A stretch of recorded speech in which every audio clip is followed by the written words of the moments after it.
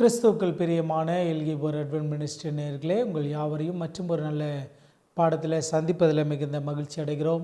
இந்த காலாண்டு முழுவதும் நம்ம யோசுவா புஸ்தகத்திலிருந்து அநேக காரியங்களை கற்றுக்கொண்டு வருகிறோம். அந்தபடியாய் இந்த வாரத்தினுடைய பாடம் எண் 5. பாடத்தினுடைய தலைப்பு தேவன் உங்களுக்காக யுத்தம் பண்ணுகிறார். இந்த பாடங்களுக்குள்ளாய் நம்ம கடந்து செல்வதற்கு முன்பாக தலைகளை தாழ்த்தி ஜெபம் செய்வோம். இரக்கத்தில் ஐஸ்வர்யமுள்ள எங்கள் பரலோகத்தின் அன்பு தகப்பனே, இந்த நல்ல நாளுக்காய் ஸ்தோத்திரம். பரலோகத்தினுடைய உன்னதமான கிருபையின் கரங்கள் எங்களோடு கூட இருந்து இன்னொரு பாடத்தை நாங்கள் படிக்கத்தக்கதாய் கர்த்தர் உதவி செய்திருக்கீங்களே, அதற்காய் ஸ்தோத்திரம். இந்த நாளில் நாங்கள் கற்றுக்கொள்ளக்கூடிய பாடங்கள் எங்களுக்கு பிரயோஜனமுள்ளதாக இருக்கத்தக்கதாக படிக்கக்கூடிய காரியங்களை நாங்கள் நல்ல விதத்தில் புரிந்து கொள்வதற்கு கர்த்தர் எங்களுக்கு உதவி செய்யும்படியாய் உம்முடைய பாதத்தில் நாங்கள் கெஞ்சுகிறோம். இந்த தொழில்நுட்ப இடையூறுகளும் இல்லாதபடிக்கு கர்த்தர் தாமே பாதுகாத்து கொள்ளுங்க. தொடர்ந்து கூட இருங்க, வழி நடத்துங்க, ஆசீர்வதிங்க. இயேசுவின் வழியாக ஜெபிக்கிறோம் நல்ல பிதாவே, ஆமென். இந்த வாரத்தினுடைய பாடத்தின் தலைப்பு தேவன் உங்களுக்காக யுத்தம் பண்ணுகிறார். ஒரு அழகான ஒரு பதம், சில நேரங்களில் நமக்கு தைரியம் அளிக்கக்கூடிய ஒரு பதம். கர்த்தர் எனக்காய் யுத்தம் பண்ணுவார். நீங்கள் சும்மா இருப்பீங்க, அவர் உங்களுக்காய் யுத்தம் பண்ணுவார். அவர் யுத்தத்தில் வல்லவர். ஒருவேளை ஆவிக்குரிய ரீதியாய் இல்லை மனுஷிக ரீதியாய் இதை கொஞ்சம் பின்னால் திருப்பி பார்த்தோம் என்று சொன்னால், சமாதான பிரபு என்ற நாமம் படைத்தவர் அவர் யுத்தங்களை ஓய பண்ணுகிறவர். அவர் எந்நேரமும் சமாதானத்தை விரும்புகிறவர், தீங்குக்கு மனஸ்தாபப்படுகிறவர் என்று சொல்லப்படக்கூடிய இந்த அழகான வார்த்தைகள் எல்லாம் இந்த ஒரு பெயருக்கு கர்த்தர் யுத்தம் பண்ணுகிறார் என்று சொல்லக்கூடிய இந்த வார்த்தைக்கு கொஞ்சம் மாறாக இருக்கிறது போல இருக்கும். ஆனால் தேவன் இந்த கர்த்தர் உங்களுக்காக யுத்தம் பண்ணுவார் என்று சொல்லக்கூடிய இந்த ஒரு காரியத்திலிருந்து தம்முடைய பிள்ளைகளை எவ்வளோ அழகாக வழி நடத்துகிறார். அவர்களுக்காய் தான் எந்த நிலைக்கும் இறங்கி வருகிறார். அவர்களை ஒரு குறிப்பிட்ட இடத்திற்கு கொண்டு போய் சேர்க்கிறதற்காய், அவர்கள் விழுந்து போன இடத்திற்கு அவர்களை திரும்ப எழுப்பி நிறுத்துவதற்காய் அவர் எவ்வளோ பிரயாசப்படுகிறார் என்பதை இந்த வார பாடத்தில் நம்ம படிக்க இருக்கிறோம். இந்த வார பாடத்தினுடைய மனன வசனம் யோசுவா 10வது அதிகாரம் 42வது வசனம். அந்த ராஜாக்கள் எல்லோரையும் அவர்கள் தேசத்தையும் யோசுவா ஒருமிக்க பிடித்தான். இஸ்ரவேலின் தேவனாகிய கர்த்தர் இஸ்ரவேலுக்காக யுத்தம் பண்ணினார். கர்த்தர் அவர்களுக்காக யுத்தம் பண்ணுகிறார். இப்போ கர்த்தர் எதற்காக யுத்தம் பண்ண வேண்டும்? போன வார பாடத்தில் படித்தோம். எல்லா சர்ச்சைகளுக்கும் பின்னாக இருக்கக்கூடிய எல்லா சண்டைகளுக்கும் எல்லா யுத்தங்களுக்கும் காரணமாக இருக்கக்கூடிய காரியத்தை குறித்து போன வார பாடத்தில் நம்ம படித்தோம். மனிதனுடைய விழுகை. அன்றைக்கு ஆதாமும் ஏவாளும் சிருஷ்டிக்கப்பட்டு பாவமில்லாத உலகத்தில் இருக்கும்போது, பாவமில்லாத நிலையில் இருக்கும்போது இந்த யுத்தம் அவசியப்படவில்லை. ஆனால் மனுக்குலம் பாவத்தில் விழுந்ததற்கு பின்பாக, ஒருவேளை இதை புரிந்து கொள்வதற்காக நான் இயேசு கிறிஸ்துனுடைய அந்த 3 சோதனைகளுக்கு உங்களை எடுத்து செல்ல வேண்டும் என்று சொல்லி ஆசைப்படுகிறேன். சாத்தான் அந்த 3வது சோதனையில் ஆண்டவரை பார்த்து சொல்லுகிறான், என்னை பணிந்து கொள், இவைகளெல்லாம் உனக்கு தருகிறேன், இவைகளெல்லாம் எனக்கு கையளிக்கப்பட்டிருக்கிறது என்று சொல்லுகிறான். கையளிக்கப்படுதல் என்று சொல்லப்படக்கூடிய வார்த்தை பிறர் இடத்துல உரிமையாய் இருந்ததை பெற்றுக்கொண்டதை குறிக்கக்கூடிய ஒரு வார்த்தை. ஆதாமும் ஏவாளையும் ஆண்டவர் உருவாக்கி இவைகளெல்லாம் ஆண்டு கொள்ளுங்கள் என்று சொல்லி அந்த ஆளுமையை மனுக்குலத்திற்கு கொடுத்திருக்க, மனுக்குலம் அந்த ஆளுமையை இழந்து அதை சாத்தானுடைய கரத்தில் கொடுத்து விடுகிறது. ராஜாக்களுக்கு முன்பாக உன்னை வேடிக்கையாக்கி போடுவேன் என்று சொல்லி சாத்தானை பார்த்து ஆண்டவர் சொல்லும்போது, அந்த ராஜாக்களை தகுதி இழக்க செய்ய சாத்தான் பாவத்தில் மனுஷனை விழத்தள்ளி கொண்டே இருக்கிறான். ஆனால் ஆண்டவருடைய அந்த அநாதி அன்பு, எதில் மனுஷன் விழுந்து போகிறானோ, எதை இழந்து போனானோ, அந்த இழந்ததை அவனுக்கு திரும்ப தருவதற்கு ஒரு மாதிரி பாடமாய் நம்ம பார்க்க போகிறோம். பரம கானானை சுகந்திருக்கிறதுக்கு முன்பாக இந்த மனுஷிகமான உலக பிரகாரமான பாலும் தேனும் ஓடுகிற அந்த கானான் தேசத்தை இஸ்ரவேல் ஜனங்கள் பிடித்ததின் வழியாக அந்த கானான் தேசத்தில் அவர்களை கொண்டு போய் சேர்க்கிறதற்காய் கர்த்தர் அவர்களுக்காய் யுத்தம் பண்ணின அந்த யுத்தத்தினுடைய புரிந்து கொள்ளுதல் வழியாய் கர்த்தர் உங்கள் மீதும் என் மீதும் எவ்வளோ அன்பு வைத்திருக்கிறார். நம்மை பரலோக ராஜ்யம் கொண்டு போய் சேர்க்கிறதற்கு அவர் எந்த மட்டும் இறங்கி வருகிறார், பாதுகாவலராய் இருக்கிறார் என்பதை இந்த வார பாடத்தில் நம்ம புரிந்து கொள்ள இருக்கிறோம். ஞாயிற்றுக்கிழமை பாடத்திற்கு திருப்பினோம் என்று சொன்னால் கானானியரின் அக்கிரமம். சரி, இப்போ கானான் தேசத்தில் கானானியர்கள் இருக்கிறார்கள். இந்த கானானியர்களை அந்த தேசத்தை விட்டு துரத்த வேண்டிய கட்டாயம் இருக்கிறது. ஏன் இந்த கானானியர்களை அவர்கள் விரட்ட வேண்டும்? ஒருவேளை கொஞ்சம் அப்படியே ஒரு நிமிஷம் நின்று கர்த்தர் எதற்காய் நமக்காய் யுத்தம் பண்ண வேண்டும் என்று சொல்லக்கூடிய அந்த காட்சி அப்படியே பின்னால் திருப்பி பார்த்தோம் என்று சொன்னால், வேவுக்காரர்கள் கடந்து போய் வேவு பார்த்து விட்டு திரும்பி வந்து அவர்கள் இந்த கானான் தேசத்தை குறித்து ஒரு காரியத்தை சொல்கிறாங்க. அதை ஆங்கிலத்தில் சொல்லும்போது சொல்லுவாங்க கிராஸ் ஹூப்பர் சிண்ட்ரோம் என்று சொல்லுவாங்க. அதாவது வெட்டுக்கிளி காமாலை. என்ன வெட்டுக்கிளி காமாலை அப்படின்னு சொன்னால், அவர்கள் எங்களுடைய பார்வையில் அவர்களுக்கு முன்பாக நாங்கள் வெட்டுக்கிளிகளைப் போலவும் அவர்களுடைய பார்வையில் நாங்கள் வெட்டுக்கிளிகளைப் போலவும் இருக்கிறோம். அவங்க ஜைசாண்டிக்காக நிற்கிறாங்க. அவங்க மிகுந்த ஆளுமையோடு நிற்கிறதாய் கானானியர்கள் வெளிப்பட ஆண்டோடைய பிள்ளைங்க அவங்க முன்னால் பயந்து நடுங்கி ஒரு கிராஸ் சூப்பர் போல, ஒரு வெட்டுக்கிளி போல அவர்களுக்கு முன்பாக நின்று கொண்டிருக்கிற காட்சி இவர்கள் மனநிலையில் இருக்கிறது. இப்போ ஆண்டவர், நீங்கள் கவலைப்படாதீங்க, உங்களுக்காய் நான் யுத்தம் பண்ணுவேன் என்று சொல்லி கர்த்தர் அவர்களுக்காய் யுத்தம் பண்ணக்கூடிய காட்சியை காண முடிகிறது. சரி, ஏன் இந்த கானானியர்களை அவர்களிடத்திலிருந்து விலக்க வேண்டும்? ஏன் இந்த கானான் தேசத்தை கானானியர்களை அந்த இடத்திலிருந்து விலக்க வேண்டும் என்று சொல்லி புரிந்து கொள்ள வேண்டும் என்று சொன்னால், கானான் குடிகள் அக்கிரமம் பற்றி புரிந்து கொள்ள யோசுவா புஸ்தகத்தை தாண்டி பார்க்க வேண்டும். இப்போ யோசுவா புஸ்தகத்தில் அல்லாமல் இந்த கானானியர்கள் பண்ணின நிறைய காரியங்களை நம்ம பிற புஸ்தகங்களில் படித்து கொள்ள முடியும். பிள்ளைகளை தீக்கடக்க பண்ணுதல், குறிப்பார்த்தல், அஞ்சனம் பார்த்தல், மாய வித்தை, பில்லி சூனியம் செய்தல், செத்தவர்களிடம் விசாரிக்கிறது போன்ற அருவருப்பான நடத்தைகளில் அந்த தேசத்தார் இருந்து கொண்டிருந்தாங்க. இப்போ அவர்களிடத்தில் இருந்த ஆண்டவருக்கு பிரியமில்லாத குணங்கள் என்னன்னு கேட்டிங்கன்னா, பில்லி சூனியம் பார்க்கிறது, அஞ்சனம் பார்க்கிறது, செத்தவர்களை வினாவுவது, விக்கிரகங்களை உசாவுவது, இன்னுமாய் சொல்ல வேண்டும் என்று சொன்னால் பிள்ளைகளை தீக்கடக்க பண்ணுதல். ரொம்ப அழகாக இந்த ஆசிரியர் அழகாக சொல்லியிருக்கிறாரு. இந்த தேவர்கள் பாலுணர்வை தூண்டி அந்த தேவர்கள் தூண்டக்கூடிய பாலுணர்வின் நிமித்தமாகத்தான் தேசத்தில் குறைபாடற்ற பிள்ளைகள் பிறக்கிறாங்க. அதனால தான் நேர்த்தியாய் இனப்பெருக்கம் நடக்கிறது என்று சொல்லி அவர்கள் அன்றைக்கு நம்பினாங்க. இதே நம்பிக்கை நம்முடைய இந்திய தேசத்திலும் கூட இருக்கிறது. காமத்தை தூண்டுவதற்காய் ஒரு தெய்வம் இருக்கிறதாய் நம்பப்படுகிறது. இப்போ பாலுணர்வுக்கு வைத்திருக்க கானானியர்கள் ஆண்டவர் இதோ பிள்ளைகளை குறித்து வேதம் சொல்லும்போது, இதோ பிள்ளைகள் கர்த்தரால் வரும் சுதந்திரம் என்று சொல்லியிருக்கிறது. கர்த்தரால் வரும் சுதந்திரத்தை, கர்த்தரால் கிடைக்கப்பட்ட அந்த சுதந்திரத்தை அவர்கள் என்ன பண்ணினாங்கன்னா தீக்கடக்க பண்ணினார்கள். இங்கே அழகா ஆசிரியர் ஒரு குறிப்பை கூட கொடுத்திருக்கிறார். பொருத்தனை வார்த்தைகளை பொறிக்கப்பட்ட பெரிய ஜாடிகளில் குழந்தைகளின் எலும்புக்கூண்டுகளை கண்டறியப்பட்டன. முதலாவது பிறக்கக்கூடிய பிள்ளைகளை தெய்வங்களுக்காய் தீக்கடக்க பண்ணினாங்க. குழந்தை பலிகளை கொடுத்தாங்க, நரபலிகளை கொடுத்தாங்க. அந்த தெய்வத்திற்காய் எதையும் இழக்க அவர்கள் ஆயத்தமானார்கள். அப்படிப்பட்ட கானானியர்களை அங்கிருந்து துரத்த வேண்டும் என்பது தான் ஆண்டவருடைய நோக்கமாய் இருந்தது. திங்கட்கிழமை பாடத்திற்கு திருப்பணம் என்று சொன்னால் மகத்துவ நீதிபதி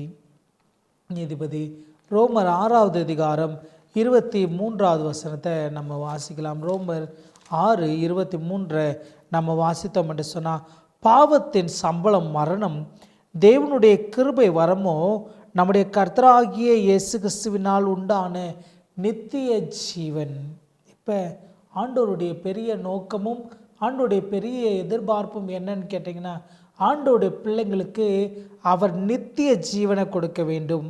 ஆனால் சாத்தானுக்கும் அவனை சேர்ந்த இந்த கூட்டத்திற்கும் என்ன நோக்கம் என்று சொன்னால், மனுக்குலத்திற்கு நித்திய அழிவை கொடுக்க வேண்டும், நித்திய அழிவை கொடுக்க வேண்டும். இப்போ நித்திய ஜீவனை நமக்கு அருள்வதற்காய் ஆண்டவர் வலதுபுறம் இடதுபுறம் சாயாதபடிக்கு நம்மை வழிநடத்த அவர் நமக்காய் யுத்தம் பண்ணுகிறார். இந்த யுத்தத்தை நம்ம சரியாய் புரிந்து கொள்ள வேண்டும் என்று சொன்னால், அவர் நம்மை பாதுகாக்கிறதற்காய் அவர் பண்ணக்கூடிய ஒரு போராட்டம். இப்போ பறவைகளில் ஒருவேளை வீட்டில் கோழிகள் வளர்க்கிறவங்களுக்கு இந்த ஒரு காரியம் புரியும். இந்த கோழி குஞ்சுகள் சிறு பிராயத்தில் இருக்கும்போது இந்த கோழி குஞ்சுகளை வேட்டையாடத்தக்கதாக நிறைய மிருக ஜீவன்கள் சுற்றி திரியும். சில நேரம் நாய்கள் கோழி குஞ்சுகளை தாக்கும், பாம்புகள் பிடித்து கொள்ளும், மேலிருந்து கழுகுகள் பறந்து வந்து பிடித்து கொள்ளும். சில நேரங்களில் இந்த கோழிகளுடைய பெரிய அன்பு எப்படி தெரியும் என்று சொன்னால், இந்த கோழி அந்த கோழி குஞ்சுகளை ரொம்ப நேசித்து, ஆண்டவரும் கூட தன்னை அந்த கோழியோடு கூட ஒப்பிட்டு கூட பேசுகிறார். கோழி தன் செட்டைக்குள்ளாய் தன்னுடைய குஞ்சுகளை சேர்க்கிற விதமாக உன்னை சேர்த்து கொண்டேன் என்று சொல்லி ஆண்டவர் சொல்கிறார். அப்போ இந்த கோழி அந்த குஞ்சுகள் மேலே வைத்திருக்கிற அந்த அன்பு பெரியது. அந்த அன்பை இழக்க கொடுக்கத்தக்கதாக இந்த பருந்துகளோ இல்லை கழுகுகளோ இந்த கோழி குஞ்சை தூக்க வரும்போது அந்த கோழி தன்னுடைய சாதுவினுடைய அடுத்த முகத்தை காட்டும். கோபத்தோடு எதிராளியாய் வரக்கூடிய அந்த கழுகுக்கு விரோதமாய் அந்த கழுகுகளை கொத்தி விரட்டத்தக்கதாக, நாய்களை கொத்தி விரட்டத்தக்கதாக, பாம்புகளை கொத்தி விரட்டத்தக்கதாக இது அந்த எதிராளியோடு கூட யுத்தம் பண்ணும். ஆண்டவரும் கூட அதே போலதான் எதிராளியாகிய சாத்தானுடைய இந்த சேவகர்களுக்கு விரோதமாய் ஆண்டவர் யுத்தம் பண்ணுகிறார் என்பதனால அவருடைய குணம் மாறி போகவில்லை. அவருடைய அன்பு நம் மீது இருக்கிறதுனால நம்மை பாதுகாக்கிறதற்காய் அவர் யுத்தம் பண்ணுகிறார். இன்னும் அழகாக இந்த ஆசிரியர் எழுதியிருக்கிறார், இன்னும் கூட சுய பெருமைக்கான ஏகாதிபத்திய போர்கள் தான் தெரிந்தெடுக்கப்பட்டிருக்கின்றன. ஆனால் இஸ்ரவேலர் மேற்கொண்ட போர்கள் அவர்களுக்கு மகிமையை பெறுவதற்கு அல்ல, மாறாக தேசத்தில் தேவனுடைய நியாயத்தையும் சமாதானத்தையும் நிலைநிறுத்துவதற்காகவே. எதற்காய் இந்த யுத்தம் என்று சொன்னால், தேவனுடைய சமாதானத்தை நிலைநிறுத்துவதற்காகவே ஆண்டவர் யுத்தம் பண்ணுகிறார். தேசத்தில் அவருடைய சமாதானம் வருவதற்காக மாத்திரமே அவர் நமக்காக என்ன செய்கிறாரு, யுத்தம் பண்ணுகிறார். யாவே யுத்தத்தில் வல்லவர் என்று சொன்னால், ஒருவேளை நியாயத்திற்கு மாறாக நீதிக்கு மாறாக அவர் யுத்தம் பண்ணுகிறார் என்று அர்த்தம் அல்ல. அவர் நீதியுள்ளவராக, அவர் நியாயாதிபதியாக நிற்க ஆண்டவர் சித்தமாயிருக்கிறார். செவ்வாய்க்கிழமை பாடத்திற்கு திருப்பணம் என்று சொன்னால், துரத்துதலா இல்லை சர்வ சங்காரமா? இப்போ கானான் தேசத்துக்கு திருப்பினோம் என்று சொன்னால், அங்கே இருந்த அந்த பிள்ளைகளுடைய வாழ்க்கையை நம்ம திங்கட்கிழமை பாடத்தில் நம்ம படித்தோம், ஞாயிற்றுக்கிழமை பாடத்தில் நம்ம படித்தோம். அவர்களிடத்தில் குழந்தைகளை தீக்கடக்க பண்ணுகிற குணம் இருந்தது, விக்கிரக ஆராதனை இருந்தது, விக்கிரகங்களை உசாவுறது இருந்தது, அதோடு கூட மரித்தவர்களிடத்தில் விசாரிக்கிறது இருக்கிறது, பில்லி சூனியம் ஏவுதல்கள் இருந்தது. இந்த குணாதிசயம் படைத்த அவர்களை உண்மையாகவே துரத்த வேண்டுமா என்று சொன்னால், ஆண்டவர் துரத்தத்தான் அவர் சித்தம் கொண்டார். ஆனால் அவர்களிடத்தில் இருந்த அந்த கலாச்சாரம் ஆண்டோடைய பிள்ளைகளை விடாது இருந்ததுனால அவர்களை சர்வ சங்காரம் ஆண்டவர் செய்கிறார். இஸ்ரவேலை குறித்து தேவனுடைய திட்டத்திற்கு எதிராக விடாப்பிடியுடன் கலகம் செய்து தங்கள் இருதயங்களை கடினப்படுத்தின கானானியர்கள் மட்டுமே அழிவுக்கு நியமிக்கப்பட்டிருந்தார்கள். இப்போ கானானியர்கள் எப்படி இருந்தாங்க என்று சொன்னால், தங்களுடைய இருதயத்தை பார்வோனை போல கடினப்படுத்தி கொண்டே இருக்கிறாங்க. கடினப்படுத்தின இவர்களை ஆண்டவர் சர்வ சங்காரம் செய்ய திட்டமிடுகிறார். கானானை பிடிப்பது சம்பந்தப்பட்ட வேதாகம வசனங்களை ஆராயும் போது அந்த போரின் மெய்யான நோக்கம் கானானிய மக்களை அங்கிருந்து விரட்டுவதுதான் என்பது தெரிகிறது. ஆனாலும் எகிப்தில் பார்வோனைப் போல பெரும்பாலான கானானியர்கள் தங்கள் இருதயத்தை கடினப்படுத்தினார்கள். அந்த கலாச்சாரத்துடன் ஒன்றாக கலந்தார்கள். ஆதலால் அந்த கலாச்சாரத்தை அழிக்கும் போது அவர்களையும் அழிக்க வேண்டியதாயிற்று. இப்போ ஆண்டவருக்கு விரோதமானது அந்த ஜனங்கள் அல்ல, அந்த ஜனங்களுடைய கலாச்சாரமும் அவர்கள் இருதய கடினமும் தான். இதை புரிந்து கொள்ள ஒருவேளை நான் பின்னால் திருப்பி சொல்ல வேண்டும் என்று சொல்லி ஆசைப்படுகிறேன். ஆண்டவர் ஆபிரகாமுக்கு வாக்குத்தத்தம் கொடுக்கும்போது, நீ கட்டாத நீ நடாத தோட்டங்களை அரண்களை நீங்கள் போய் சுதந்திரித்து கொள்வீங்கன்னு சொல்லி கானான் தேசத்தை ஆயத்தப்படுத்தின காட்சியை ஆண்டவர் பல வருஷங்களுக்கு முன்பாகவே ஆபிரகாமுக்கு சொல்லுகிறார். இந்த கானானியர்களை கொண்டு ஆண்டவருடைய பிள்ளைகளை கானான் கொண்டு போய் சேர்க்கிறதுக்கு ஆண்டவர் முன்னாயத்தம் செய்கிறார். முன்னாயத்தத்திற்காய் உபயோகப்படுத்தப்பட்ட கருவிகள் இந்த கானானியர்கள். ஆனால் தங்களுடைய இருதய கடினமும் அவர்களுடைய கலாச்சார பழக்க வழக்கங்களும் ஆண்டவருடைய பிள்ளைகளை சீரழிச்சிடக்கூடாது என்பதற்காய் ஆண்டவர் அவர்களை சர்வ சங்காரம் செய்கிறார். புதன்கிழமை பாடத்திற்கு திருப்பினோம் என்று சொன்னால், தெரிந்து கொள்கிற சுதந்திரம். போரில் மக்களை அழிப்பதை சுட்டி காட்ட கெரேம் என்ற எபிரேய வார்த்தை பயன்படுத்தப்படுகிறது. தடை செய்யப்பட்டதை, சபிக்கப்பட்டதை அல்லது அழிவுக்கு அர்ப்பணிக்கப்பட்டதை அழிப்பது என்ற அர்த்தம். தேவனுடைய குணமும் நற்பெயரும் சம்பந்தப்பட்ட போர். இந்த போர் ஆண்டோடைய பிள்ளைகளை பாதுகாக்கிறதற்கான ஒரு போர். இந்த போர் இதற்காய் நியமிக்கப்பட்டவர்களை, நியாயம் தீர்க்கப்பட்டவர்களை அழிப்பதற்கான ஒரு போர். இதில் ஆண்டோடைய குணாதிசயத்தினுடைய புரிந்து கொள்ளுதலையும் கூட அங்கே நம்ம வைக்கலாம். இந்த போர் அழகாக அந்த ஆசிரியர் எழுதுகிறார். அந்த போர் துவங்கியது முதல் நடுநிலைக்கு வாய்ப்பே இல்லை. தேவன் பக்கமாகவோ அவருக்கு எதிராகவோ இருந்தே ஆக வேண்டும். ஒன்று ஜீவனுக்காகிய நித்திய ஜீவனுக்கும் இன்னொன்று மரணமாகிய நித்திய மரணத்திற்கும் வழி நடத்துகிறது. இப்போ இந்த போரில் 2 உச்சபட்ச நிலை, ஒன்று நித்திய மரணம், ஒன்று நித்திய ஜீவன். ஆண்டோடைய பிள்ளைகளை நித்திய ஜீவனுக்கு கொண்டு போய் சேர்க்கிறது என்பது தான் ஆண்டோடைய நோக்கம். அதற்காய் வலதுபுறம் இடதுபுறம் சாயாமல் நம்ம வழி நடத்த ஆண்டவர் சித்தமாயிருக்கிறார். இதை புரிந்து கொள்ள இந்த ஒரு காரியத்தை நினைப்பூட்ட நான் ஆசைப்படுகிறேன். சாமுவேலுடைய நாட்களில் ஏலி தாத்தா உயிரோடு இருக்கும்போது, ஏலி தாத்தாவினுடைய மரண சமயத்தில் ஓப்னியும் பினேகாசும் இந்த உடன்படிக்கை பெட்டி எடுத்துக்கொண்டு போய் போர்க்களத்தில் நடுவில் வச்சிடறாங்க. இதை கண்ட பெலிஸ்தியர்கள் யுத்தத்தில் இஸ்ரேல் ஜனங்கள் தோற்றது நிமித்தமாய் அந்த பெட்டி எடுத்துக்கொண்டு போய் தாகோனுடைய கோயிலில் வைக்கிறாங்க. ஏதோ பெட்டி பிடிபட்டது என்ற சந்தோஷத்தில் தாகோனுடைய பாதங்களில் வைக்கிறது போல இந்த உடன்படிக்கை பெட்டியை கொண்டு போய் வைக்கிறாங்க. ஆனால் தாகோன் மறுபடியும் விழுந்து உடைகிறது. ஒரு குறிப்பிட்ட சூழ்நிலையில் மூலவியாதியும் வயல்களில் வெட்டுக்கிளியும் எல்லாரும் பாதிக்கப்படுறாங்க. எல்லாரும் பாதிக்கப்பட்ட இந்த நேரத்தில் 5 முக்கிய நபர்கள் சேர்ந்து அவர்களெல்லாம் ஒரு தீர்மானித்து சமாதான பலிகளோடு கூட காணிக்கைகளோடு கூட இந்த உடன்படிக்கை பெட்டியை ஒரு மாட்டு வண்டியில் வைத்து அனுப்பி விடுகிறாங்க. இந்த மாட்டு வண்டியினுடைய இந்த ஓட்டத்தை என்னுடைய ஆவிக்குரிய ஓட்டத்திற்கு நான் ஒப்பிட ஆசைப்படுகிறேன். அந்த மாட்டு வண்டியில் பூட்டப்பட்ட அந்த மாடு பசு மாடுகள். அவைகள் கன்றுக்குட்டியை ஈண்ட கன்றுக்குட்டிக்கு பால் கொடுக்கக்கூடிய பசு மாடுகள். அந்த கன்றுக்குட்டிகள் 2ம் பின்பாக கட்டப்பட்டிருக்கிறது. இப்போ கன்றுக்குட்டியினுடைய சத்தத்தை கேட்டு இந்த தாய் பசு பால் கொடுக்கத்தக்கதாக திரும்ப வேண்டும்.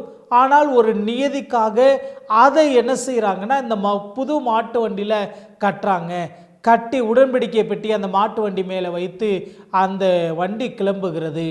வசனத்தை நீங்கள் வாசித்து பார்த்தீங்கன்னா புரியும். அந்த மாடுகள் அழுது கொண்டே பெஸ்திமோஸின் எல்லை வரைக்கும் வலதுபுறம் இடதுபுறம் சாயாம தேவதூதர்களால் அவைகள் சரியாய் வழிநடத்தப்பட்டதாம். அதுதான் என்னுடைய வாழ்க்கை. நான் ஆண்டவரை நோக்கி ஓடக்கூடிய இந்த ஓட்டத்தில் வலதுபுறம் இடதுபுறம் சாயாதபடிக்கு, வலதுபுறம் இடதுபுறம் வரக்கூடிய இந்த பிரச்சனையெல்லாம் இருந்து என்னை பாதுகாக்கிறதற்காக கர்த்தர் அங்கே பாதுகாவலராக இருந்து அவர் எனக்காய் யுத்தம் பண்ணுகிறார். நோக்கம் என்ன அப்படின்னா, வியாழக்கிழமை பாடம் அவர் சமாதான பிரபு. ஆரம்பத்தில் இந்த வார்த்தையை சொல்லித்தான் நான் ஆரம்பித்தேன். அவர் சமாதான பிரபு. அவர் நமக்காய் ஸ்திரப்படுத்த போகிற அந்த ராஜ்யம் யுத்தம் இல்லாத, கலகம் இல்லாத, சந்தோஷ சமாதானமான அந்த ராஜ்யம். அங்கே அழிவோ வேதனையோ இருக்காது. சமாதான ஆட்சியும் அங்கே சமாதானம் நதி போல பாயும் என்று சொல்கிறார். இதற்கான முன்னாயத்தமா சமாதான பிரபு நமக்காய் ஆயத்தப்படுகிற அந்த சமாதான ராஜ்யத்தில் நம்மை கொண்டு போய் சேர்க்கிறதற்கு அவர் பாதுகாவலராக இருந்து நம்ம வலதுபுறம் இடதுபுறம் சாயாமல் இருக்கிறதற்கு உதவியாக இருக்கிறதை இன்னொரு வார்த்தையில் சொல்ல வேண்டும் என்று சொன்னால், கர்த்தர் எனக்காய் யுத்தம் பண்ணுகிறார். தலைகளை தாழ்த்தி ஜெப செய்வோம். இரக்கமுள்ள பிதாவே, நன்றி ஆண்டவரே, எங்களுக்காய் நீர் யுத்தம் பண்ணுகிறதற்காய் ஸ்தோத்திரம். நீர் யுத்தத்தில் வல்லவர். அந்த யுத்தம் ஏதோ இரத்த சம்பந்தமான அந்த யுத்தம், இரத்தங்களை கொடுக்கக்கூடிய என் ஆண்டவரே, அந்த யுத்தம் வீழ்வடையக்கூடிய யுத்தம் அல்ல ஆண்டவரே. எங்களையெல்லாம் பரலோக ராஜ்யத்திற்கு கொண்டு போய் சேர்க்கிறதற்கு தடையாய் வரக்கூடிய மத கலாச்சாரங்களாக இருக்கலாம், இல்லை என் ஆண்டவரே சமுதாய சீரழிவுகளாக இருக்கலாம், இல்லை சாத்தானுடைய கண்ணியாக இருக்கலாம். எல்லாவற்றையும் இருந்து எங்களை பாதுகாக்கிறதற்கான யுத்தம் என்பதை அந்த நாளினுடைய பாடத்திலிருந்து நாங்கள் புரிந்து கொண்டோம். கர்த்தர் எங்களோடு கூட இடைப்பட்டதற்காக ஸ்தோத்திரம். இந்த நிகழ்ச்சியை பார்த்து கொண்டிருக்கிற ஒவ்வொருவரையும் கர்த்தர் நீர் பரிசுத்தப்படுத்தும்படியாக இந்த சமூகத்தில் கெஞ்சுகிறோம், தாழ்த்துகிறோம், ஒப்பு கொடுக்கிறோம். கிறிஸ்து இயேசுவின் வழியாக ஜெபிக்கிறோம் நல்ல பிதாவே, ஆமென். நேர்களே, இந்த நாளினுடைய பாடம் நிச்சயமாய் நமக்கு பிரயோஜனமாக இருந்திருக்கும் என்று கர்த்தருக்குள்ளாய் நம்புகிறேன். இது வல்லமையுள்ள தேவனுடைய ஊழிய பணியில் எல்கிபோர் அட்வென்ட் மினிஸ்ட்ரீஸ். தொடர்ந்து எங்களோடு கூட இணைந்து கொள்ளுங்கள். வேதத்தின் ரகசியங்களை சேர்ந்து கற்றுக்கொள்வோம். தமிழக ராஜ்யத்துக்கு ஆயத்தப்படுவோம். தேவன் தாமே உங்களை என்னை ஆசீர்வதிப்பாராக. ஆமென்.